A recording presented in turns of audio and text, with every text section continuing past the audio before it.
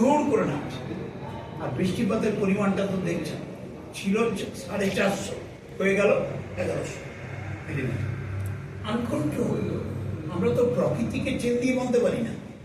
তবুও মুখ্যমন্ত্রী মমতা বন্দ্যোপাধ্যায় বলেছেন, মানুষকে একটা কথা বলবেন, যতই কষ্ট দুঃখ হোক। তাদের সঙ্গে মমতা বন্দ্যোপাধ্যায় আছেন, মুখ্যমন্ত্রী, সরকার আছে, জেলা প্রশাসন আছে, DM, SP, entire structure and irrigation আমরা আছি। আমি নিজে থাকছি, তার বার্তা নিয়ে এসেছি। যা করার দরকার আমরা করবো। আমরা এক্সহস্টিভলি সব প্রক্রিয়াতে নামবো এবং হেল্প করবো মানুষ।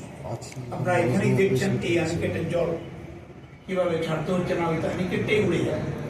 বুঝতেই পারছেন, 7 সালে এখানে বালি মাফিয়ারা বালি তুলতে গিয়ে ভেঙে দিয়েছে। তারপর আমরা 11 সালে আসার পর মুখ্যমন্ত্রীর নির্দেশে আমি নেবার্ডে চেয়ারম্যানকে কনভিন্স করে 106 কোটি টাকা মঞ্জুর করিয়েছিলাম, এখানে অ্যানিকেট হয়েছে।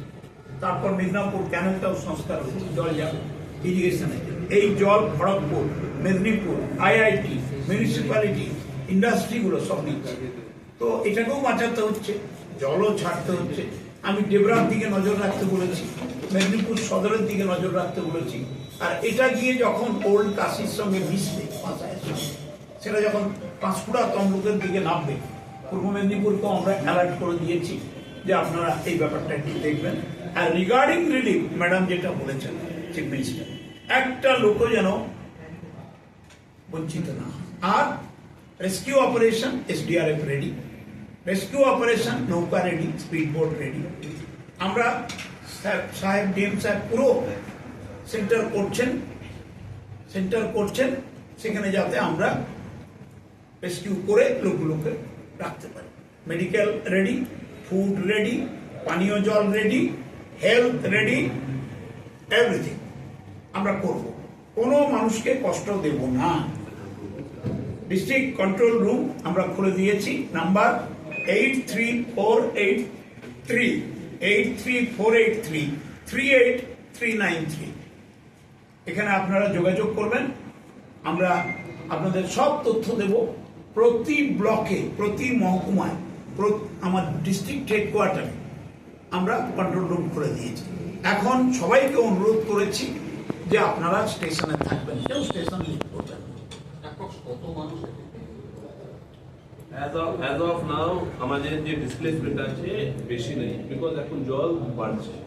কিন্তু কেশপুর এরিয়া থেকে আমাদের ইনফরমেশন আছে কিছু এরিয়া যে আছে ইনান্ডেটেড আছে, আনন্দপুর জোনটা অলরেডি বিডিও এসডিও কে পাঠানো হয়েছে। সেখানে কিছু লোকজনকে অলরেডি শিফট করা হয়েছে।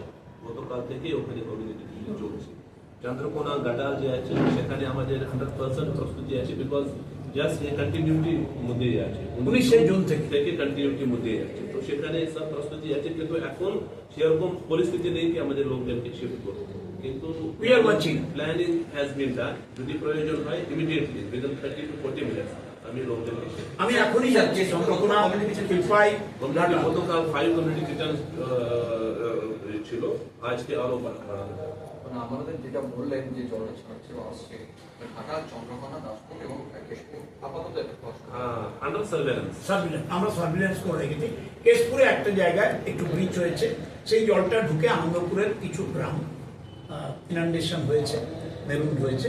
আমরা প্রশাসন, সেচ দপ্তর, উদ্ধার টিম, কিচেন সব কিছু আমরা অ্যারেঞ্জমেন্ট করে তাদের রক্ষা করছি।